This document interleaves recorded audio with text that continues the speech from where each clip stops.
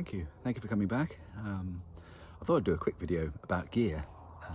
I've had a lot of direct messages talking about what do I have in my pack. I was actually quite surprised to receive them. Thank you for sending them. I do appreciate it.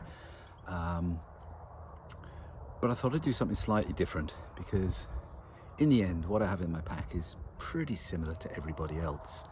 You know, I realise there are some marginal calls people have on, say, camp shoes. Do you take them? Do you not take them? It also could be the case for an umbrella. Do you take an umbrella? Do you not take an umbrella? It's sort of a personal choice. A pillow. Do you take a pillow? Not take a pillow? I've seen loads of videos and blogs and things where people are saying, well, you know, to save a bit of weight, I'm not going to take a pillow, and that's fine. I think it's fair to say I'm probably in a different camp in that for me getting a really good night's sleep is important, and I need a pillow to get a good night's sleep. I have tried using spare clothes in a bag. Didn't quite work, so I've actually settled on a blow-up pillow, and for me that's something I'll take with me. But generally speaking, what I have in my backpack will be exactly the same as everyone else. Probably the only sort of slight difference would be I'm using a tent rather than a tarp or a bivy bag or anything else, because in the UK really there aren't that many options. You use a tent or you don't, so I'm with a tent.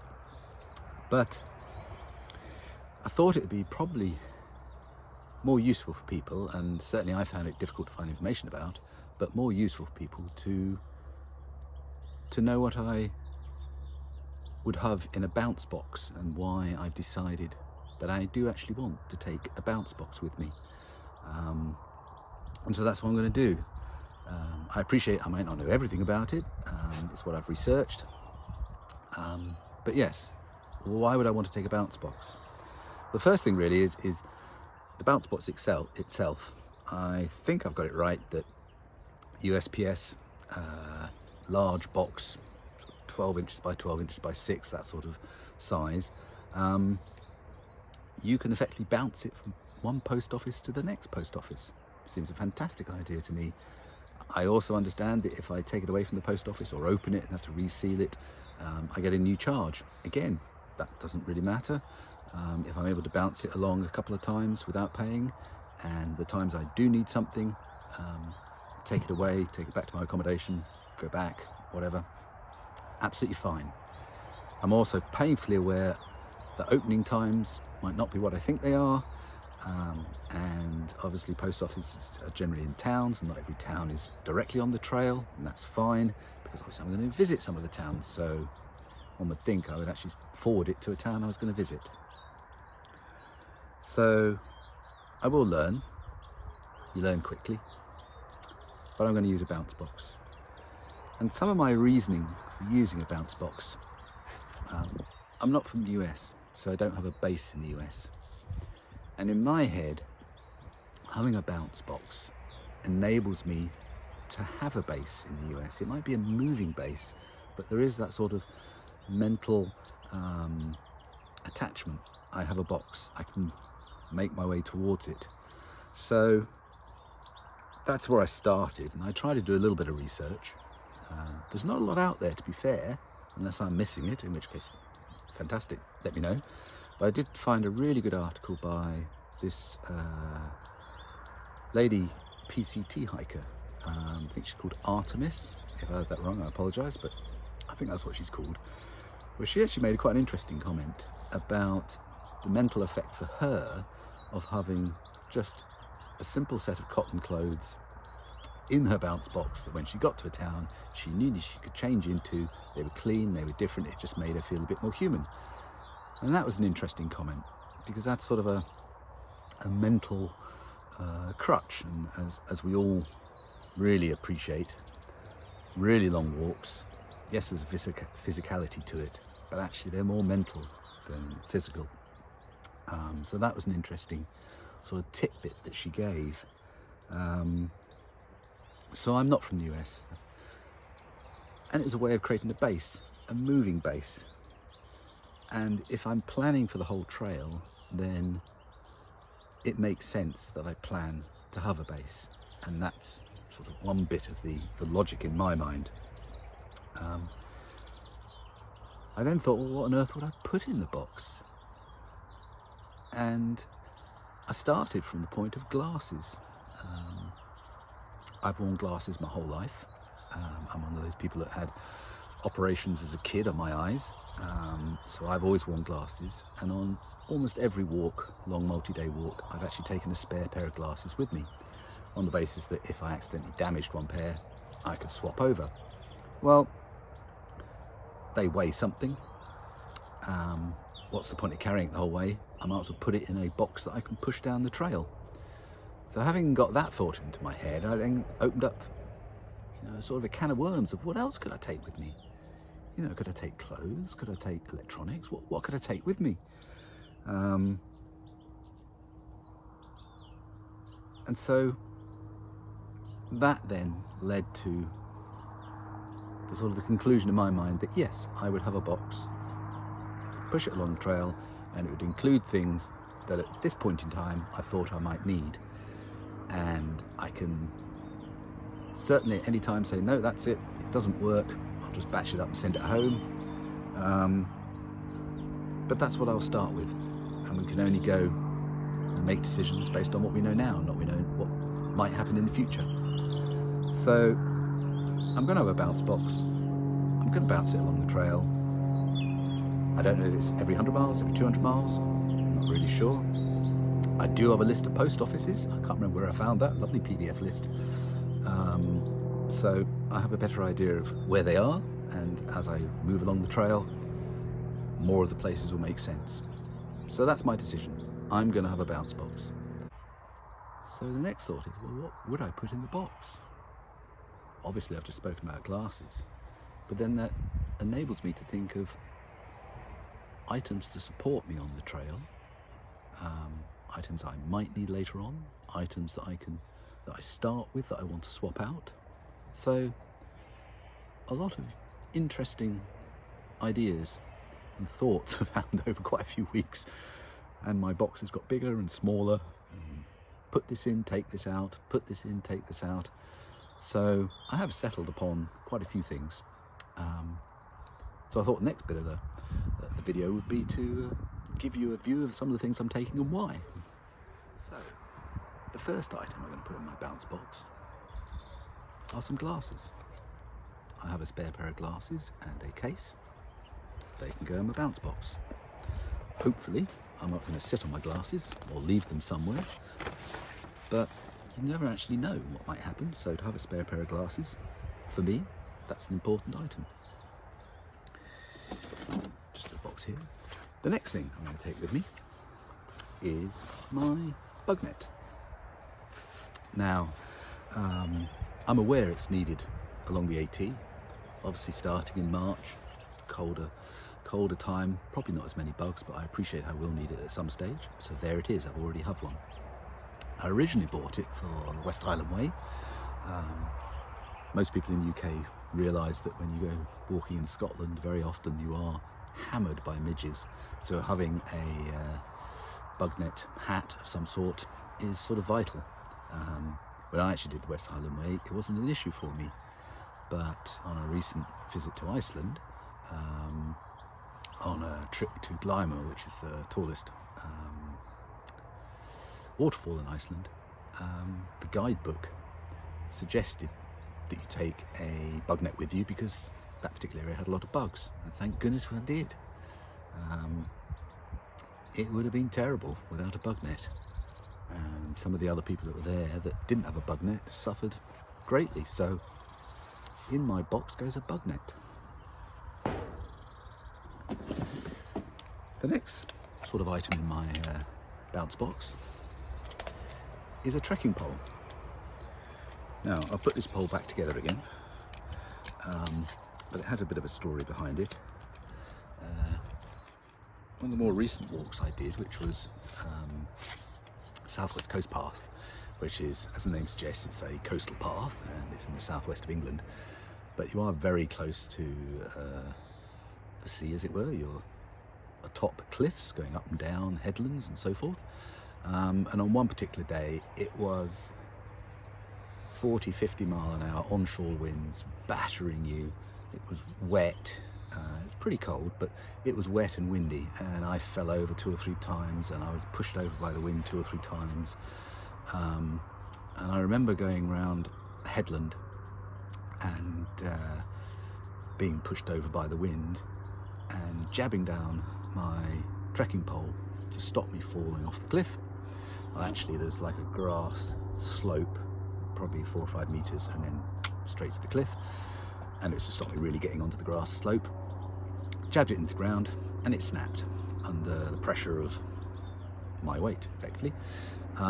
So I have one trekking pole, a Helinox trekking pole, lightweight pole. Obviously I have a new set of trekking poles, so I have one spare, so to me that seems a reasonable thing to do, to take it with me.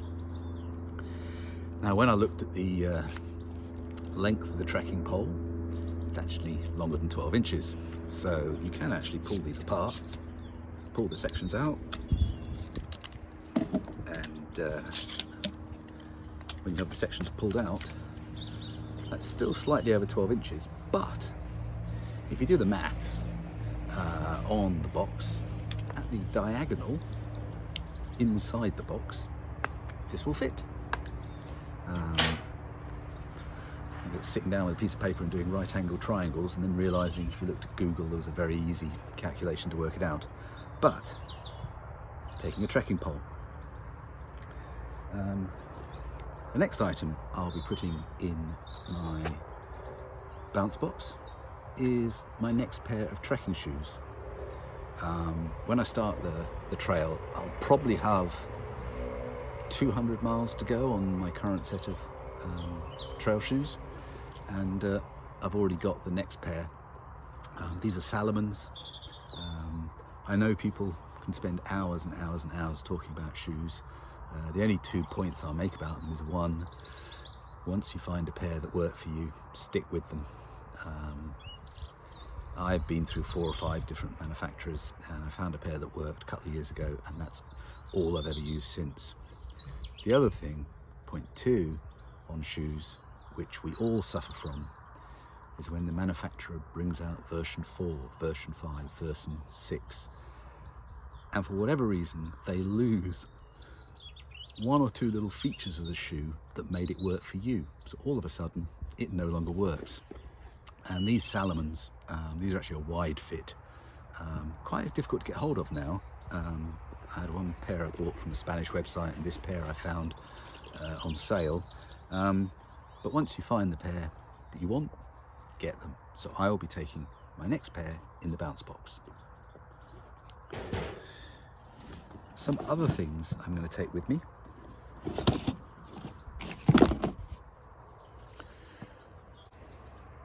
Is Leuco tape. I'm not going to take the whole roll in my bag, I'll take part of it, but then I know I will have, at least for a certain amount of the trail, I'll have a spare. And obviously if I need to buy some more, I can put that in the bounce box going forward. But some Leuco tape. I'm also taking some packing tape. Actually that's not packing tape, that's Gorilla tape. I'm also taking some packing tape and a pen. In the article that the lady Artemis wrote, she actually made the point that you probably do need to take some packing tape with you, because if you break into your box you've got to repack it, reseal it, and not every post office provides the tape for free, and if you have to keep buying the tape it's just sort of a waste of money. Well, I've already got packing tape, so I might as well take that with me. The next item I'm going to take in my bounce box are tent pegs. We all lose tent pegs. I've yet to come across a backpacker who hasn't lost a tent peg, and I fully expect somewhere along the line I will mislay one, damage one, lose one, whatever. So I don't really want to go back out and buy another pack of 8 or 10 or whatever they come in, and I don't really want to rely on the off chance that there might be some pegs in a hiker box, or there's another route to finding some. So to actually have a number of pegs in my bounce box, probably not as many as this, 8 or so I think this is, that will help me and that will support my trek.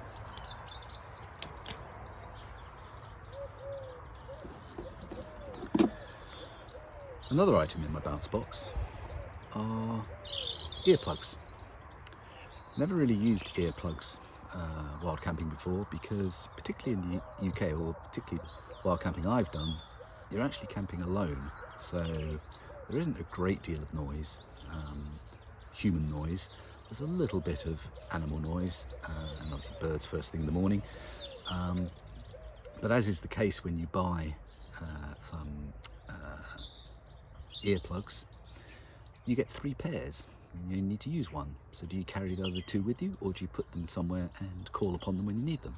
So those are going to my bounce box. The next item I'm going to put in my bounce box is my offline storage. It's actually attached to a carabiner, but it's a USB into my PC, and on the other side is the connector into my iPhone. Most of the trails I've done, I've actually taken a similar storage device with me on trail, but actually it seemed to me if I had a bounce box, then there is a more secure place to put backups of photos and videos that I take on trail, and it also enables me to increase my storage without having to pay an external storage company to save all my images. So that's another thing I can pick up. I can very quickly dump all my images. When I tested it the other day, did about 1,000 images in a couple of minutes, so that's pretty good. So that's another thing in my bounce box. The next item I'll put in my bounce box is a spare power pack. I fully appreciate I can buy these when I'm in the US, but as I said before, I've already got the equipment. It does seem rather odd to go out and buy it again and again and again if you've already got it. So I normally take 2 10,000 power packs with me. A little bit packing your fears that one of them won't work, but I've always taken 2, and as the years have gone by, I've sort of replaced them. Newer technology is a little bit better at how fast it actually charges the power pack and how it stores the power. They're better than they used to be, so I do have a spare, so that will be in my bounce box. In addition to the power pack, obviously the odd cable, USB-C cable, I can put that in my box. Another item I intend to take with me are these little towels. If I get one out, they're these little towels where you basically add a little bit of water to them and they expand into a towel. And I've always taken those with me just because they're neater to carry. I've always found them easier than taking toilet paper. So I can buy a pack of 100, but I'm not going to take 100 with me. So having a place where I can store the other 80 whilst I'm taking 20 with me, that's what I'm going to do. So these Elco Magic towels, I'll take them with me. And I've actually tested these towels because they do say they're biodegradable, so I actually tested them in my own garden in my compost heap to see how long it would take them to decompose, and they were pretty quick, so I'm fairly happy that they will decompose when buried.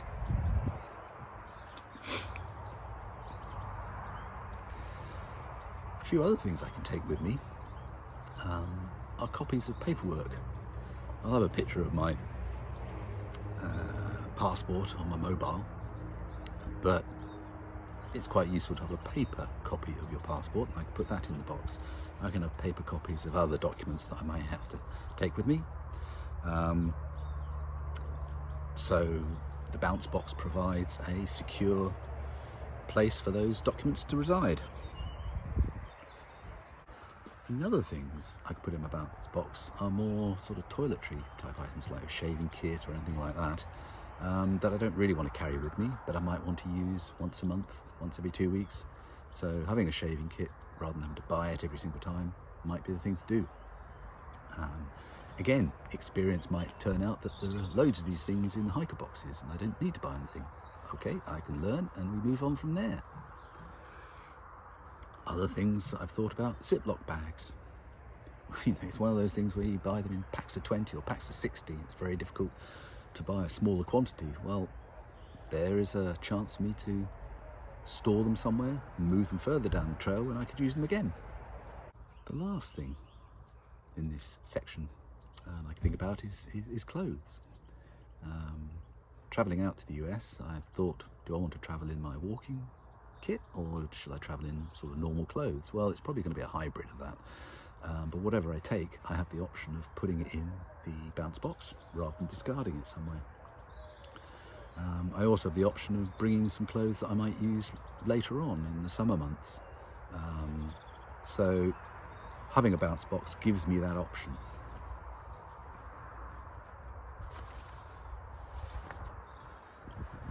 So that's it. That's my bounce box. Hopefully it's been helpful to people to see and hear what my thought process is and the sorts of things I was thinking about putting in a box. I'm more than happy to receive comments on what I've got wrong about how the process works, but I think I've got it right. And yeah, only a few more weeks to go and then I'll be out there. Then I'll be testing it. So thank you for watching. And for those already out on the trail, enjoy it.